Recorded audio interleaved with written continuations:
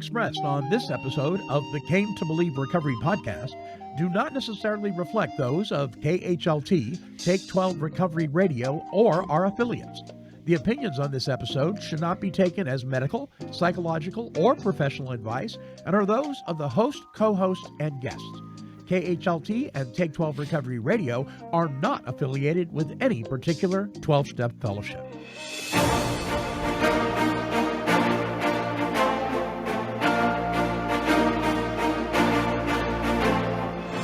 Well, greetings, my friends. I am the Monty Man from Take 12 Recovery Radio, and this is the Came to Believe Recovery Podcast. And now, here are your Came to Believe Recovery podcasting broadcasters to launch us forth on this week's show. Well, hello, everybody. Monty's already making his noises. Welcome to Came to Believe Recovery Podcast with me, Alicia, and Tom, and Monty. Hi, guys. Monty's in a bad mood. It's going to be mostly the ready. Alicia and Tom show today. Monty's in the corner. Fixing Monty, who is pouting. He's having a pity party day. That's okay. He'll show you that it happens to us, too, sometimes. You know, people just are not treating me the way I deserve to be treated. Nobody deserves anything. What does that mean? Oh, please. I deserve. Look, I deserve. I don't know. Piling on rather than giving you help. Hey, listen, before we do anything though, I gotta do this. I rarely ever do this, but it's one of those things where you just know it's the Lord speaking to you. I mean, it's not weird, you don't anything. It's just in your gut and in your soul, you know it's the right thing to do. So a long-time listener, Brian Gorger, it was even pronounced right. Gorgerty, Gogerty, Gorgerty. Brian, I'm sorry if I get this wrong. Brian G. There's a reason that you should use that last initials, right? Much easier. From Cleveland, Ohio, Brian has been suffering with severe. When I say severe, it's just a really, really horrible cancer for some time.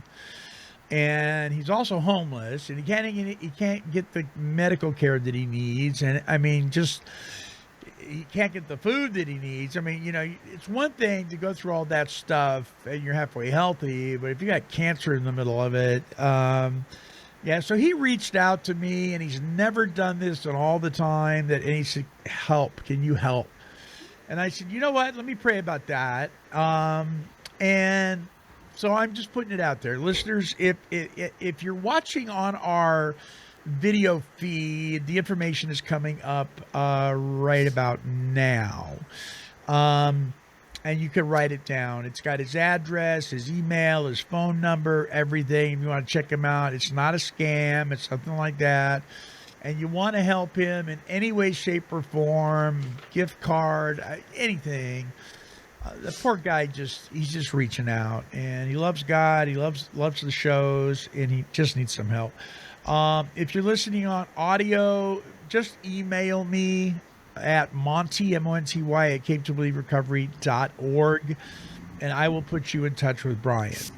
At the very least, or the very most, please be praying for this brother. He just... he really covets your prayers. He really, really does. Brian, all love goes out to you. Thanks for being a loyal listener. And God's got your back, buddy, no matter how you're feeling.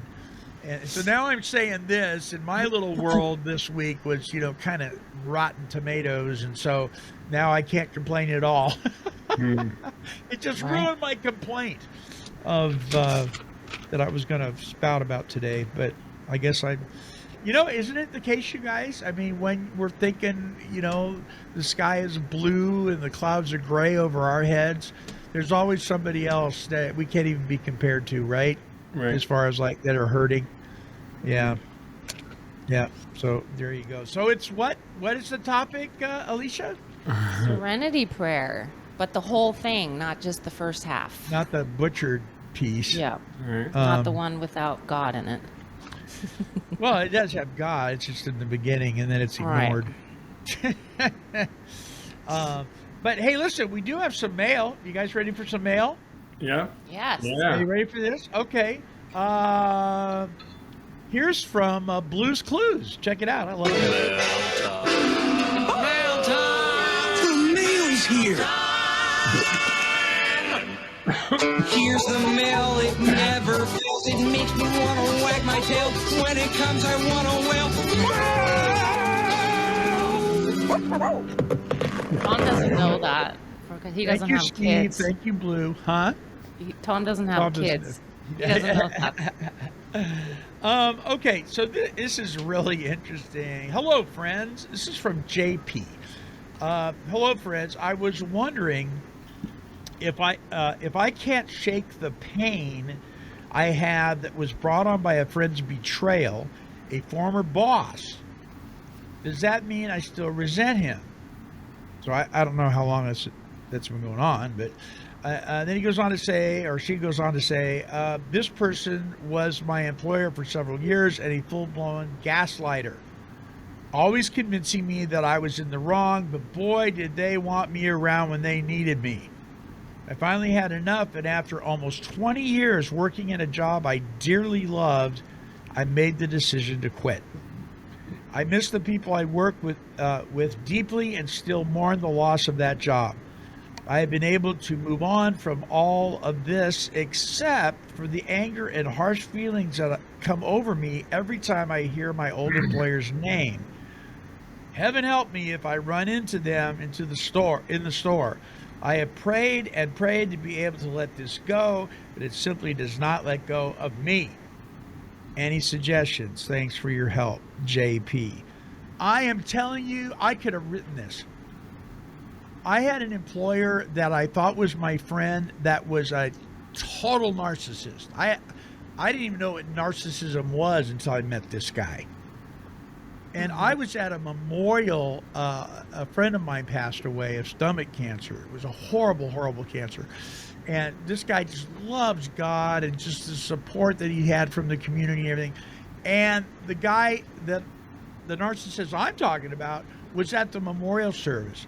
And as hard as I try to look over at him and at least get a nod, respectful, because we're not friends in any way, shape, or form. But hey, just a nod. We were at somebody we loved passed away. This guy would not look at me. His wife would not look at me. He cannot stand me. And I don't know why. I still to this day don't know why. Except for that he's just a real jerk, right? So I read this and I'm like, oh my gosh, can I identify with this? Big time can I identify with this? And to this day, not to the degree that I think JP's going through. I don't have hatred or I'm not bitter, but it's a little bit of a whenever somebody mentions this guy's name. It's a little bit. Does that mean I still have a resentment? I don't think so. I think it's just that sometimes the wounds are deep. What do you guys think? I think so. And I think forgiveness is a process. It's going to take a long time. And we'll never forget, ever. Yeah. And I think it's just a process of letting it go and know too that for holding on to that resentment is what's that saying where it's like you're drinking the poison because that other person is not thinking about you. They're not And losing. you're miserable, getting all mad. So you need to look at that too and think of a way to redirect your thoughts and pray for them. Or Yeah. maybe, I don't know. Tom, what do you think? Well, It is a resentment. Yeah, you're right. In the strictest sense, they are holding a resentment. If you're still anger is just a fancy, nice, self-righteous word for being resentful. Yeah. But let me take a little bit of another cant toward this, just for the fun of it. Yeah. Is there part of JP, your side of the street, that still needs to be cleaned up on this? That helps you not feel comfortable with walking away? Don't know.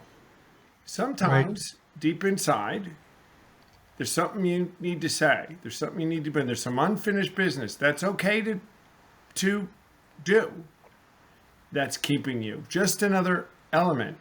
If it's not that, and you're comfortable in your heart and your spirit, yeah, it's a resentment, and they are not going to die when you drink the poison, like Alicia said, that's for sure.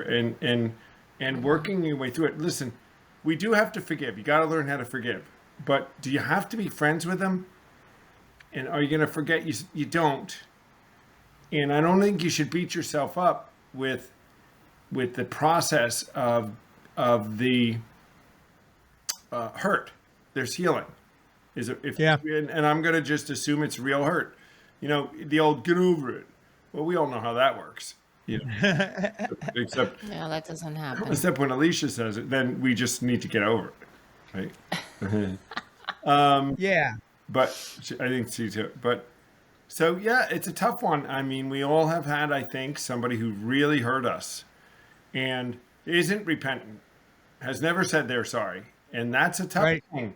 So it's easier when they say has never, and there's not going to be a relationship. This thing is not going to get resolved in the way you think. It just was a hurt, and it's a hurt that is you can't make sense of it because in your mind you didn't do anything to deserve this kind of behavior, right? And we know what it's like, right, Monty, when people don't treat us the way we think they're supposed to treat us. Yeah, I've had a week like that. I mean, nothing this severe, but well, let's overlay the Serenity Prayer on it. Like I was saying, right? That's our subject today. God, grant me the wisdom to accept the things I cannot change, courage to change the things I can, and the wisdom to know the difference. So accept the things I can't change. If you can't change it, I often say this. If you can do something about it, do it. If you can't, you got to move on from it. Yeah. Except if you've done everything that you can, but I find that I sit back and go, wait a minute. Now I'm all upset about this, but is there something I can do about this? And if there is, I ought to be. Right? So yeah, don't you think that sometimes we're more upset that we can't change it than we are at the person? Almost always that's what it is. Because sometimes the hurt, I know with me, sometimes the hurt is you've been hurt by something and you wish it never happened, and you can see if you'd have done one or two different things, the hurt wouldn't have happened. Even though you've been hurt and it's totally right, you've been hurt that you shouldn't have been hurt. Gosh, if I'd have just not gone there and I knew I shouldn't have gone there, or I shouldn't have gone to meet them, and I knew I should have quit that job at 18 years instead of 20, but I stayed. Right. And now that's I'm a good beat point. Up. Right? I think what you said before, looking at their side of the street completely with honesty and integrity, even if it's 10% of the 100, this person probably did things, I would imagine. Like I think back of people that hurt me, but I did stuff too. I was passive aggressive. I did not communicate. And I did X, Y, Z, and that allowed them to hurt me more or whatever. So I think it's good to just look at our part, and then maybe there's an amends to be made. Maybe not. Maybe just looking at it more deeply is enough. Maybe. Sure. I mean, so when I was at this memorial service the other day, the feeling that came over me, I wasn't angry. It was interesting. I just felt sad. I felt sad for loss of the friendship, for loss of the relationship, because I thought we were good friends. I know now that we weren't. It was pretty one-sided, and he was just using me. But I felt sad. But the good news was I didn't walk away feeling like I wanted to slash his tires. There was a time, you know what I mean? Mm-hmm. And I think. It's so, and I think it's okay to feel sad at the loss of something like that. I mean, it sounds like in JP's situation, they may have been friends. Yeah, it says brought on by a friend's betrayal, a former boss. So, I would leave my employer's office thinking, wow, maybe I am like that. Maybe, and then about an hour later, I'd be going. Yeah. Wait a minute. And then I realized I just got gaslit. Some people, there's just people like that. I mean, we all have narcissistic tendencies. Doesn't mean we're all narcissists, but there are people that are. They're bona fide. You know what I mean? Sadly, they're the ones that can't see it and can't No, they change it, don't see right? it. They They don't. don't see it at all. They don't see it at all.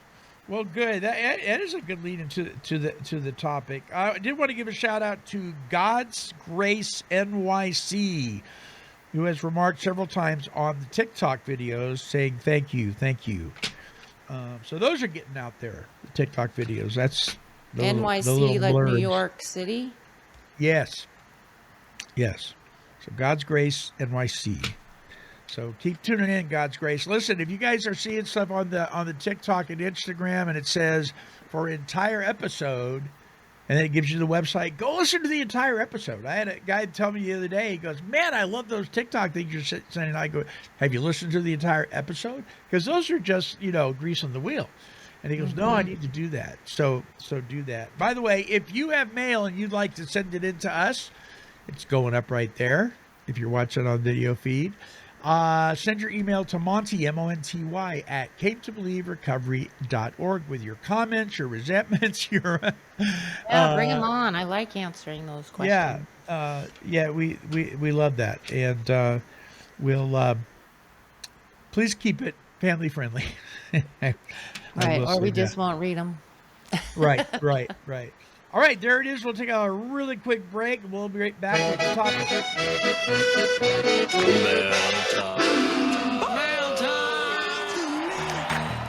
Hey, everybody, come celebrate with me and the incredible recovery community of Lynn County, Oregon, as we gather together for the 11th annual Recovery in the Park. Tuesday, July 22nd from 5 to 8:30 p.m. at beautiful Bryant Park, Albany, Oregon. We're going to have live music, raffles, community resource fair, activities for the kids, and free burgers and dogs. So come on and celebrate with me and all my friends at this year's Recovery in the Park. Tuesday, July 22nd from 5 to 8:30 p.m. at beautiful Bryant Park, Albany, Oregon. Woohoo!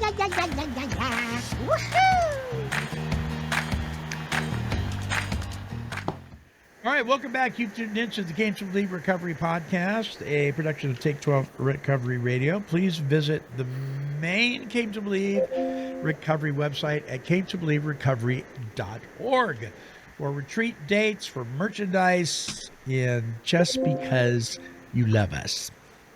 Okay, Alicia, launch us forth here on the full Serenity Prayer. What you got? All right, let's read it. The full one is, God grant me the serenity to accept the things I cannot change, courage to change the things I can, and the wisdom to know the difference. Living one day at a time, enjoying one moment at a time, accepting hardships as the pathway to peace, taking as he did this sinful world as it is, not as I would have it, trusting that he will make all things right if I surrender to his will, so that I may be reasonably happy in this life and supremely happy with him forever and ever in the next. Amen. And we think this prayer was written by Reinhold Niebuhr.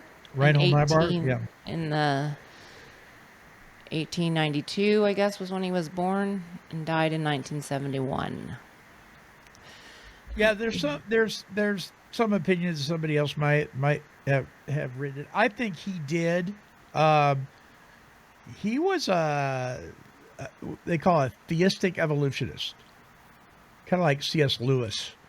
Believed in evolution, but also believed in the New Testament. And then he became an evangelist, and so he kind of changed his viewpoints. But not so much. What is it? The St. Francis prayer. That's not written by St. Francis at all, but it did depict his character. Yeah. So why do you think? Before we unpack this, why do you think they shortened this in AA? You think out of convenience or what? I definitely think out of convenience. I think it's like a stanza. God grant me the strength. It does make a statement. Courage to change the things it can, and wisdom to know the difference. I mean, it's a mantra. It's a thing that kind of says statement, and then of encouragement to you. It's a affirmation. It's a, help me do this. And then the rest of it is living day, enjoying one moment at a time, accepting hardships as a pathway to peace. It's a little bit more of a narrative, so I can see it. I don't know why, but it makes sense that they did. What I don't understand is how AA, God grant me, and yet in many circles of recovery, you can't talk about God. Yeah, they told us to get a higher power, and then when we want to talk about him, they shut us down.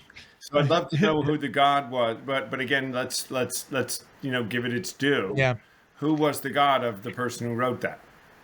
Right? I mean, what God were they talking about? We know who the God of the founders was, so we can speak with confidence, but we don't know if he just was saying God, and didn't mean our God or the God. If you look into Reinhold Niebuhr, though, he definitely, I'm not sure when he wrote this, but if he is actually the author, at some point in his life, he was a very committed born-again believer. So his God. The second half is all Bible. It's true, and that may be why they don't do it. Sinful world, and I'm surrendering to His will, reasonably happy. Everything in the big book says that. We're not going to be happy all the time in this world. No. I think you're right, Alicia. That's the part that points too closely, so they don't say that. Yeah. That may be even a better reason why they don't do it. Could be, yeah. Hardships is the pathway to peace. That's all Book of James. Right. And it's all over the Bible. Like, that's how we grow and persevere and endurance through pain. So you have these questions. I love it. Wisdom, knowledge, and action. The wisdom to know the difference. I've said this prayer a million times, like most of us have. The short version as well as the long version. And I have to ask myself, did I really mean it? And do I mean, back in the founders' days of Alcoholics Anonymous, they used the term, do you mean business? If you mean business, you must mean business. Bill said it a lot, right? There's something, do I mean business when I'm saying this prayer? God grant me the serenity. Do I mean that? Because later on in this prayer, how do we get serenity? Grants, and in my talking points at the very end, I'm going to refer to this too, but grants aren't free. So how do I get serenity? Well, according to this prayer, it might be through some hardship, right? Mm-hmm. So do I mean business? Breaking it down, right, and getting detailed, like accept the thing, or grant me serenity to accept the things I cannot change. Stop. What in this situation can I not change right now? Maybe it's truthful, maybe it's not, but whatever. Details, specific. The courage to change things I can. What can I do? I can set a boundary. I could, in my case, try another strategy to get more muscle and whatever. I mean, it's not going to stop me. Did this, let's try this. And then the wisdom to know the difference. What is available to me and what isn't? And being wise. Like, I can't have this person just turn around and love me all of a sudden. I mean, it's not going to happen. So I think getting detailed in it, journal about it, talk about it. Yeah. How do we accept hardship as a pathway to peace, you ask? How do we accept that? Is it just a matter of, okay, I accept it? Or is it deeper than that? Well, wait, let's stop for a second. And this interesting, I think, point about is the Serenity Prayer is always used in negative circumstances, right? It's always used when we're in trouble. That's true. And I think. Couldn't it be? You're right. But it's never used. God, grant me the wisdom just on a wonderful day to maybe, and I think that's a good way to use it. While I'm walking out the door, God, grant me the serenity to accept the things I cannot change, the courage to change the things I can, and the wisdom to know the difference. It's a way to start your day, like the four absolutes. Mm-hmm. But I think too often that's not how it's used. You're in deep, and I do too. I'm in deep trouble, and it's like, all right, I just can't. How am I gonna? You're out of control. It's almost always a lack of control situation, and then this still works well, because if it does what Alicia said, if you break it down, wisdom to, God give me the serenity to accept the things I cannot change. Can I change this? If I can't, God, give me the serenity. Give me some peace. Help me through this. And then go through the other segments. But I do think it could be used positively, and I actually have used it positively to kind of set me up for my day. That's a great way to start your day. I've never thought of that way. You're right, because usually it's like the hardship comes and we go, oh, I guess I better do the Serenity Prayer. Or somebody tells us, okay, you better pray the Serenity Prayer. You're in trouble. I think it could be like a kick in the butt for anybody. Like I have sponsees right now that I'm pushing along, and this could be useful in like they'll say, well, I ate XYZ and I binged again and I mean that's my life. Yeah. So accept the things you cannot change. You ate that yesterday and the day before and the day before. What can you change now? Don't bring it to work. Don't have it in your house. You can change that. And then the wisdom to know the difference. You have the wisdom you can't control what your husband's going to bring in the house. Okay. But you have the control of not putting it in your mouth. And like that kind of stuff, it could be really helpful, I think. Yeah. Again, it's specific, it's detailed, and if you don't have the courage to change X, Y, Z, then change A, B, C. Something, you need to do something. God's not going to just sit there. I mean, he could. And then again, he could take it away. But you have to do something. So you said something about you do have the choice to put it in your mouth. Okay, unless you're at a place where you're powerless and you have yet to tap into the power. Right. And you're just saying this prayer out of rote. Yeah. Well, I took them through the steps. So hopefully telling them to do 10, 11, and 12. But I mean, there's a lot there. So the thing is, when we pray this prayer, what we're doing, we are praying to the God who is God. We're praying to the ultimate power, because our problem is we were powerless. Our solution is we need a power. And if we're communicating with this power, I mean, this is, I'm just going back to what Tom was saying about starting your day like that. What an incredible way to launch forth on your morning. My goodness sakes, why don't we do that? It's like, instead of waking up going, because I was complaining earlier, it's 98 degrees out. Yeah, but it's different from saying it in the morning, yay, when you have your coffee, and then you go out, boom, there's the food, there's the guy, then what? There's the flat tire. Then what? Yeah, so then you have to say it again, and you have to actually live it. Right. And build a new habit. That's where the work is. Have you ever, Tom, let me ask you, have you ever said, you knew you ought to say this prayer, and you said, I don't want to? Well, when I'm totally right, and that thing should just favor, I don't want the serenity to know, the wisdom, right? And then eventually you see it. I do eventually see it, but I mean, there are some situations we all get in life, God give me the wisdom to accept the things I cannot change. Some things we can't change are hard, especially if they're consequential to us and hurtful.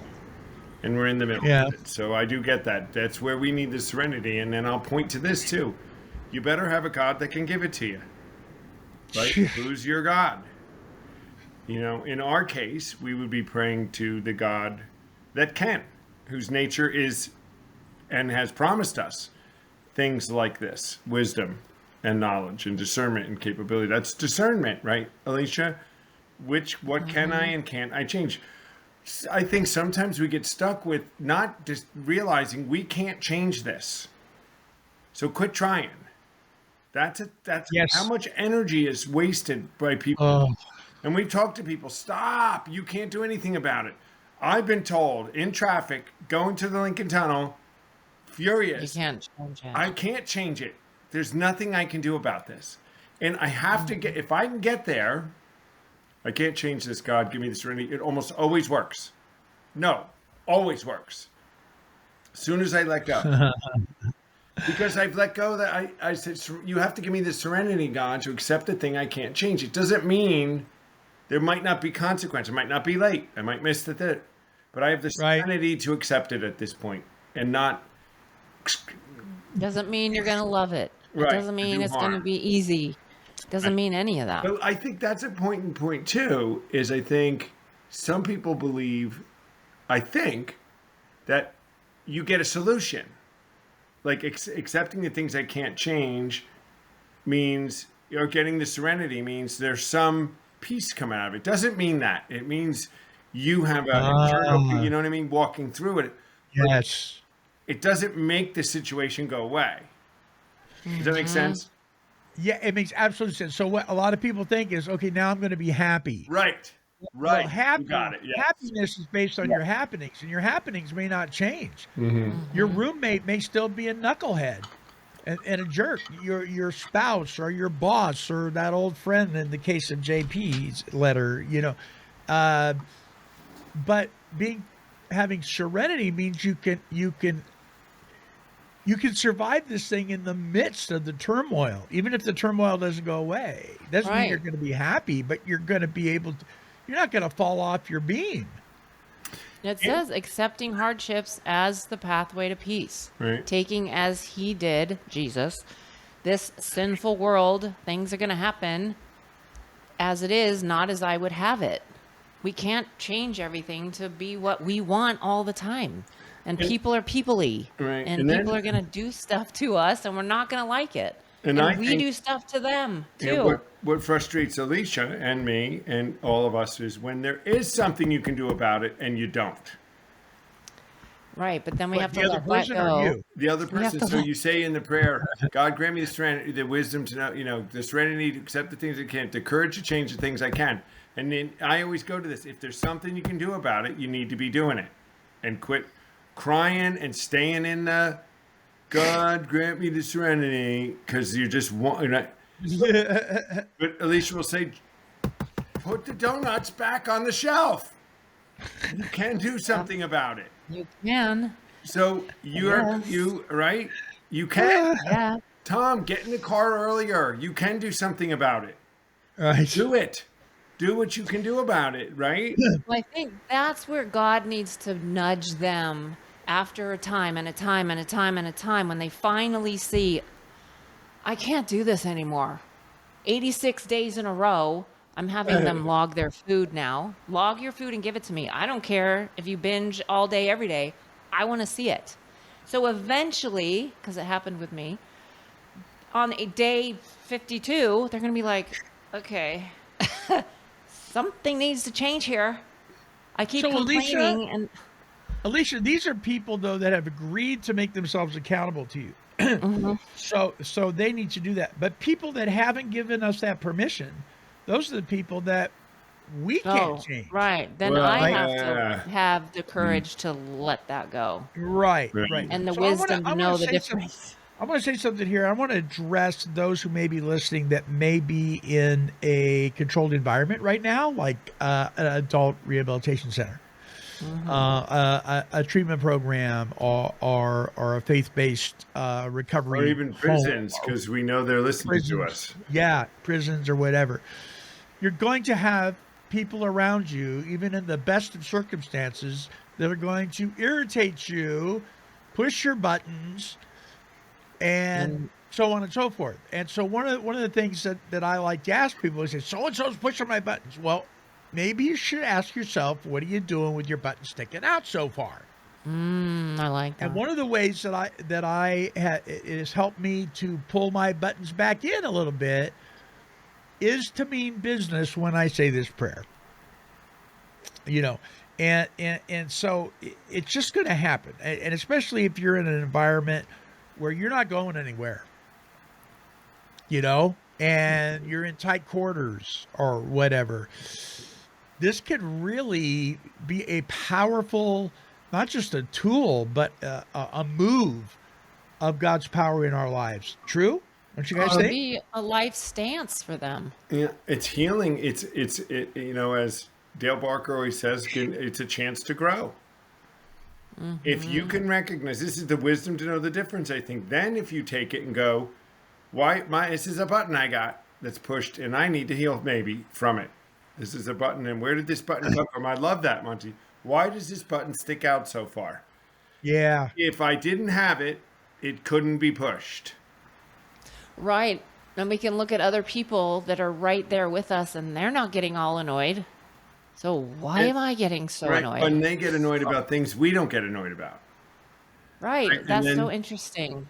It is, you know what and what gets, not to be a side note, what embarrasses me is when I watch someone else for some other reason do like a little baby stomp their feet hissy fit, how ridiculous it looks. It makes me feel terrible because I know when I do it, I look ridiculous like that. And people are looking at you. It's a way to grow because, right, you know you look Yeah. ridiculous when you're stomping your feet. And when things are out of control, and when I'm traveling and with people and I'm out that limit, guys, nobody's with me, but I've been with some people almost nonstop for 4 days now. And it's time to be alone. Yes. Go, and Yeah. So I've had one of those weeks where my button's been sticking out, to be honest with you. And I think what happens, at least with me, when that happens, if I'm not careful, then things that would not normally bother me at all, just start to really irritate me. Well, and one there of the you things go. is when I drop something because of my back and my knees, I can't just bend down and pick things up. I have grabbers all over the house, these grabber things, right? And so it's like, oh, where's the grabber? And then I drop the grabber. Right? And you're yelling and then you're kicking I'm things. screaming, and then I'm listening to some politician on the tube in the background. I'm like, oh, shut up. I'm like, everything, and then I come out to the studio and one of the fish have died. I'm like, are you serious? And I'll look up at the sky and go, you got to be kidding me. Yep. And the thing is, you're still left with the same choice at the end of all the frustration. Because at some point, invariably, I will surrender. All Right, but well, then do you ever, Monty or Tom, like in those situations afterwards think like, in the past, I would have been drunk now because I'm pissed. yeah. well, And now you're like, wow, I'm not doing that anymore. I don't think that, though, Alicia, but you're right. I mean, I think if you're closer to the bottle, less time, you might think. Yeah.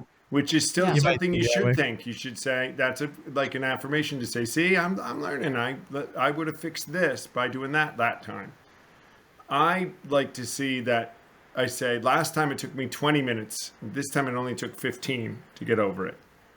Oh. So That's a good marker too to look at it. I'm at 15 hours right now. Yeah, Aw. and I preach this about step 11 when we talk about, red light, green light, and then recognizing and in the future. Yeah.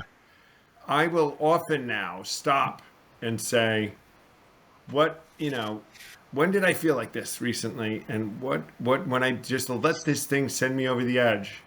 Did anything come of it? I mean, I will, and now, all right, I'm not going to do it. And I have I feel like I'm growing. I've gone sometimes that would have been, and that nothing happens.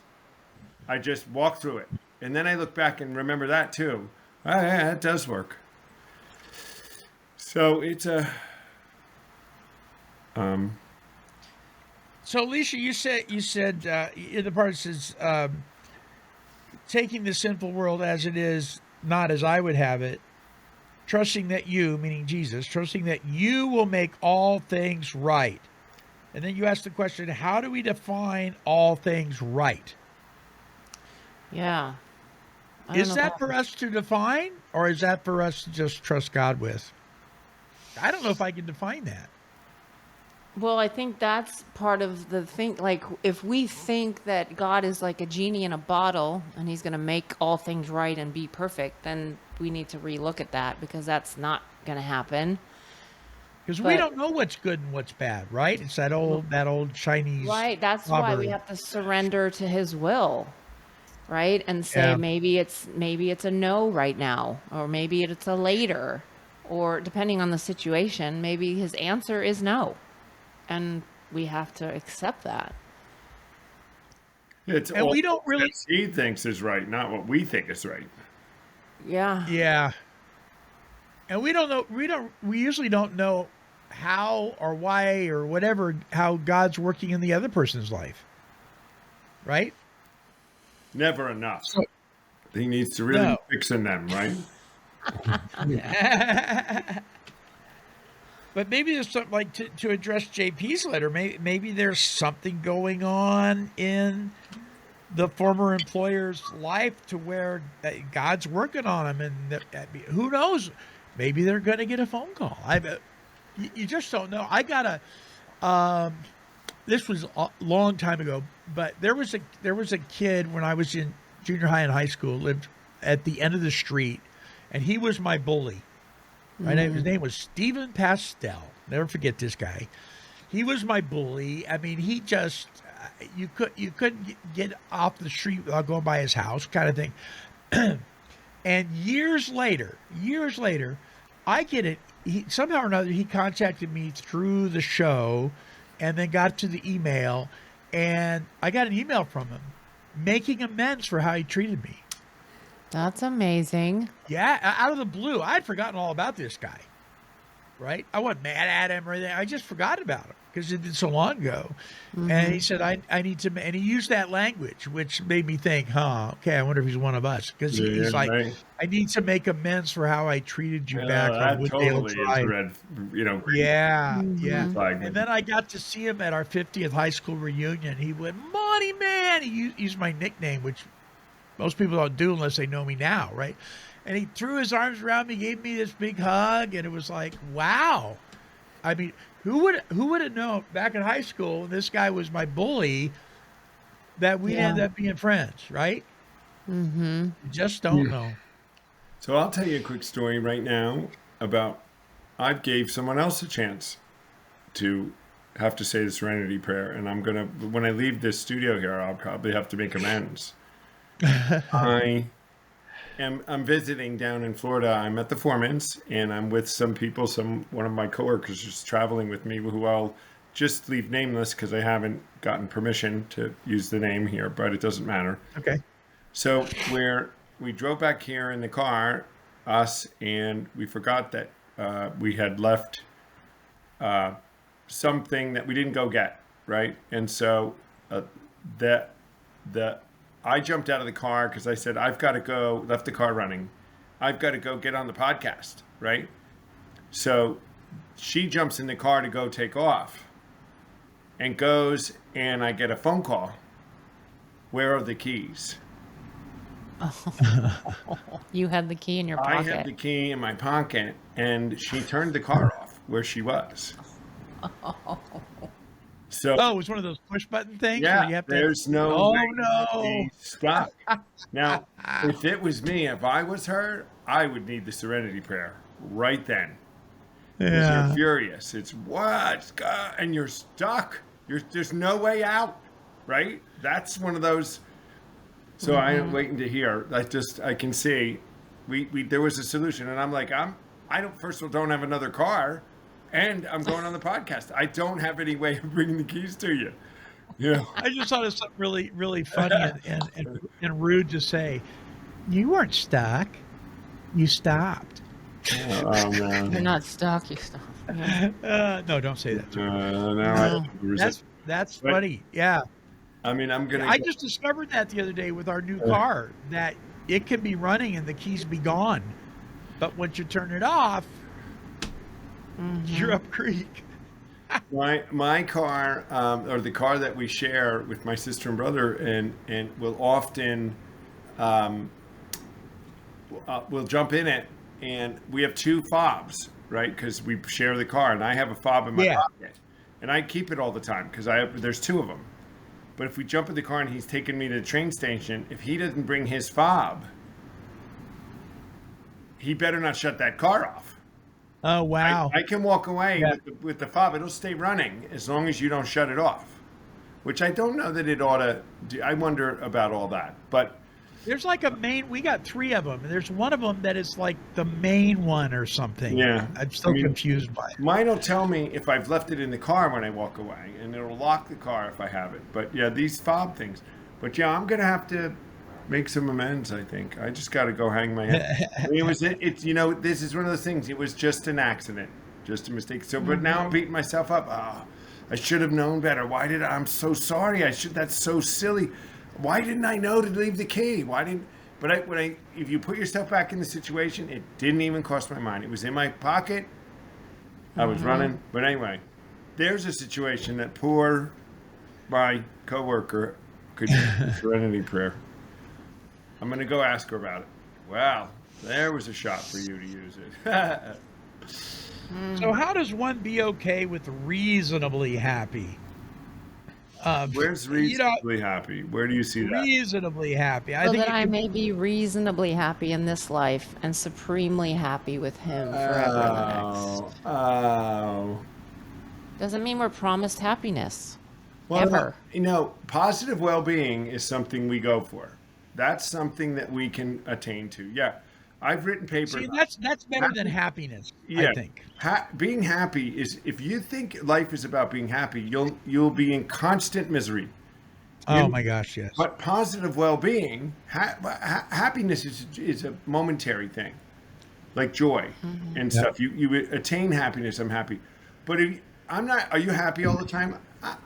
I don't know, but generally I have positive well-being. I have a general good character and you can have serenity all the time and not be happy. I can see my tire's flat this morning. Do I have serenity and peace of mind and trust God? Yes. Am I happy? Not really. Yeah, somebody said, you're right. I'm doing some work. I'm sitting here. Are you happy? I don't know if happy's a pretty, but I'm fine. I'm my relative, right? So that is, I think, fair. And I think good advice. And it's why we have 10, 11, and 12. Yeah. Because things won't be perfect. And we've got to learn how to maneuver through them. No, I like that. I think reasonably happy, positive, which could be keep us with positive well-being. Maybe. And supremely happy forever. And the next tells me, you know what? There is a place. There's a day coming. Right. It may not be today. Yeah. But it's coming. It's promised. And it's going to be doing step 10, Tom, like you said, we need to look at that or have other people speaking to us, because if I'm mopey and mad all the time and resentful, and then I read this and think, well, I'm not supposed to be supremely happy, so whatever. We do have to have responsibility to get over your bad attitude. Right? And what can I do do I need to have a conversation about it? Why am I mad all the time? Well, right? We have to look at that. Well-being then. Right. If you're, let's say I'm not, when I say I'm not happy, but I have positive well-being, that's okay. But if I'm cranky and miserable like Monty was at the beginning, no, you're right. But all the time, there's something wrong. All the time is not positive well-being. No. No, somebody's got the notification thingy on. I know. I know. Sorry. This is that underneath stuff that my girls need to really look at, because they're running to the food because of that stuff. Right. Because they're not in the practice of doing 10, 11, and 12 yet. Well, and it's so easy to run to the food because it's so accessible, right? And it's so acceptable, as people don't know it's an addiction. It's everywhere, and you have to eat. We even give it a title, comfort food. Right, which is ridiculous. Which is really not nasty. give you comfort. Yeah. It gives you shame, and then you feel worse, and it's not comfortable. But that's a whole other show. Well, we seem to touch on it a lot, though, Alicia. Why is that? Because it's in everybody's life. Yeah, indeed. Mm-hmm. Well, if it is true that everything breaks down to a form of sugar, does that mean that our grumpiness does too? If it causes stress, it causes your glucose to rise, yes. Yeah, right. And I was kidding, but you're right. You're does. right. Yeah, something you ate made you grumpy. But so does exercise in a good way. But stress can raise your glucose, and then you're hungrier, and then you run for more food. It's a cycle. Yeah, so if you're in pain, I'll give you an example. It wasn't horrible pain, but here a while back, I'm like, why am I getting this? I'll wake up in the middle of the night, and I'll have this gas thing, and I'll get up, and it'll release. And I'm like, wow, that's better. That was simple. Why am I having this all of a sudden? And I watched a video about a guy that was talking about certain coffee creamers.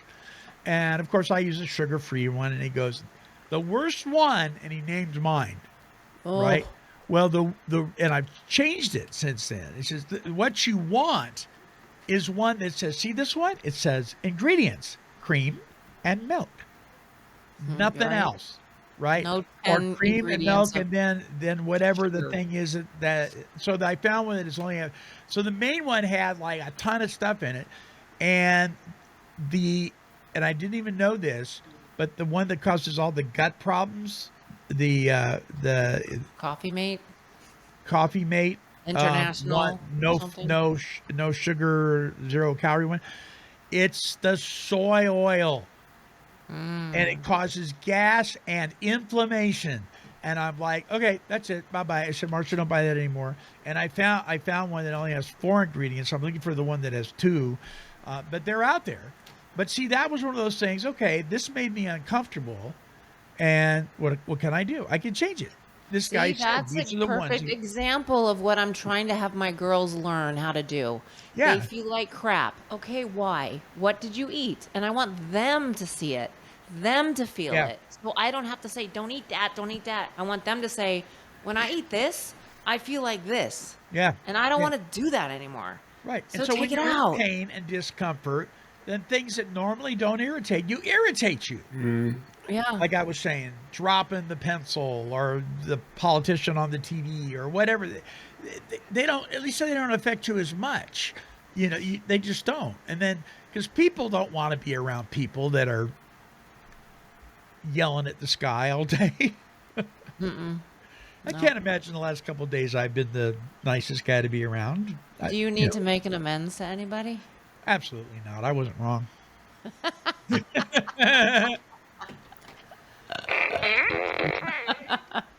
Well, we're Maybe to your wife? yeah, right. We're out of time, you guys. I think this is a good time, though, to talk. I mean, for us, especially Alicia and I, who are off to a retreat next week. So next week, Oh, where are you going? in Canoga Park, Canoga Park, California, San Fernando Valley. San Fernando Valley, and actually, it's like right where Alicia grew up, right around there. I think it's in there. We went by her last time we were there. We went by where the house she grew up in was. We went to it. It had gates on it and stuff, so we couldn't get much of a picture of the house. But we did It send her didn't have pictures. gates when I was there. It didn't have gates, right? But they changed the whole thing. It doesn't even Right. look the same. But we're off to perform another retreat at the Salvation Army ARC as we continue to roll out the program in the Salvation ARCs. I am down here in Orlando, Florida, meeting with some constituents and new potential partnerships. Nice. Guys, that'll be very exciting as the future moves on, and we're planning for our trip to Hawaii, which is also going to be very exciting. We met with the Nazarene Church partners, and there's even some people from St. George's Church, where Sam Shoemaker was, one of the rectors, is even looking to come. And now, all of a sudden it's taken on some legs with some others. Wow, that's awesome. So We got Vegas coming up. we have Salvation Vegas Army. coming up. We got Fresno coming up, San which is a big Jose. one. Fresno's big, And isn't it? Yeah, Stockton. Fresno. San Jose. Yeah, the wife of the facilitator of my home group said, I graduated from the Salvation Army in Fresno. And I went, Wow. wow, that's cool. Yeah. So So- Marcia and I are going to be driving to those two, so we'll be down in Las Vegas at Fresno. I've never been to Las Vegas. I don't know. Oh, really? There. I've never been there, but Really? I used to live there. You know what? Donnie Osmond called me the other day and said, we can't wait to see you. Well, I mean, Las Vegas, I've been there sober. That's the only way I ever went there, actually.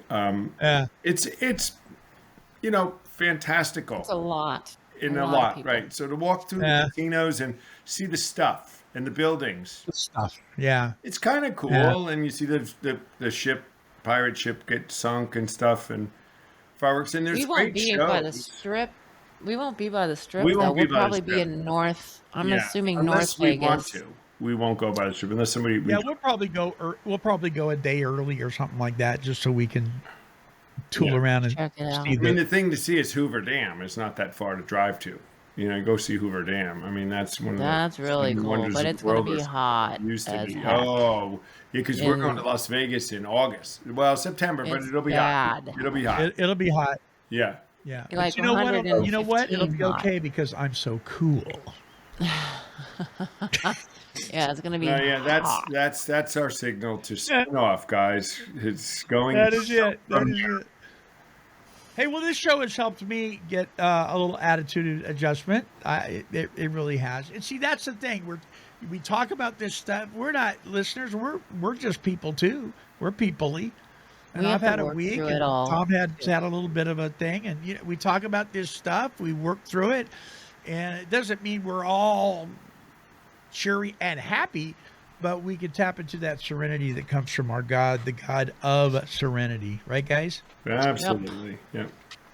All right. Hey, listen, we got a great closing song. It's Mike O'Brien. He's a good friend of Take 12 Recovery Radio. The guy's an amazing singer-songwriter, recovery recording artist. He came out with 2 brand new songs. We played one on Monday's show, and we're playing this one. It's so appropriate.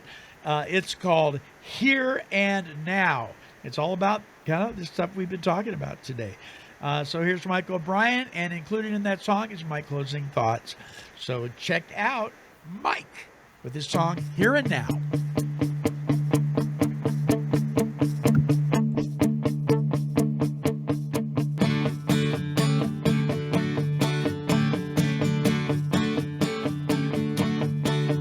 Who knows what tomorrow brings? Who can tell what's to come? Black hole, the sun is burning out, and the galaxy explodes. So why worry about anything? Not another minute. Will it buy you? Will it buy you?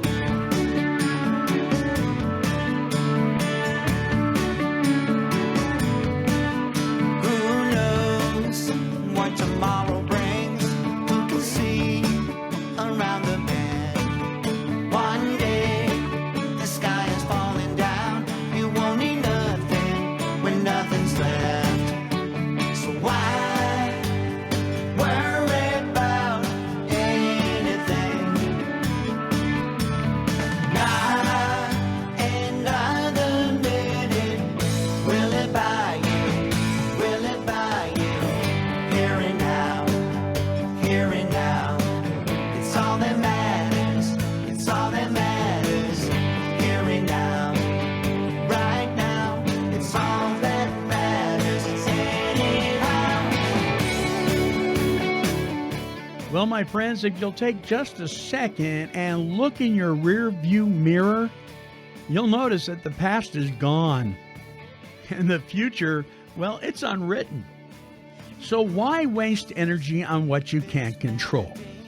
Today is the only moment that truly matters. The space where you can grow, change, and embrace what's right in front of you. Yesterday's mistakes are lessons.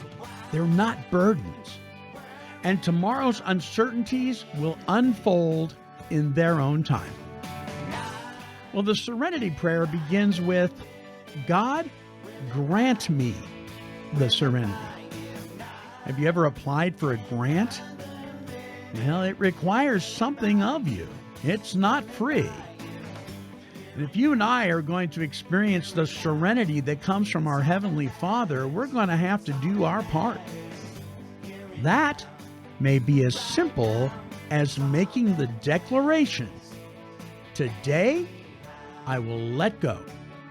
Today I will breathe. And today I will make the most of now as I live in the go. It's something to think about. Came to Believe Recovery strives to create and promote opportunities for life-changing spiritual experiences for individuals and families suffering from all forms of addiction. For more information, help, and support, visit cametobelieverecovery.org. I'd like to thank you for allowing me to be your host on this episode of the Came to Believe Recovery podcast. And I would encourage you to like, bookmark, and subscribe to this show.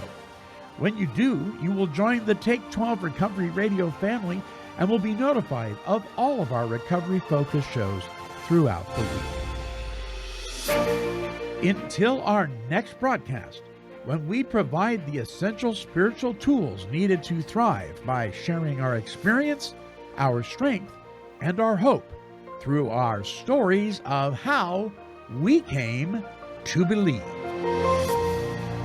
This has been a production of Take 12 Recovery Radio. Yeah, kitty, kitty, kitty. Meow. Woof, woof. This has been a Chicken and a Pig production.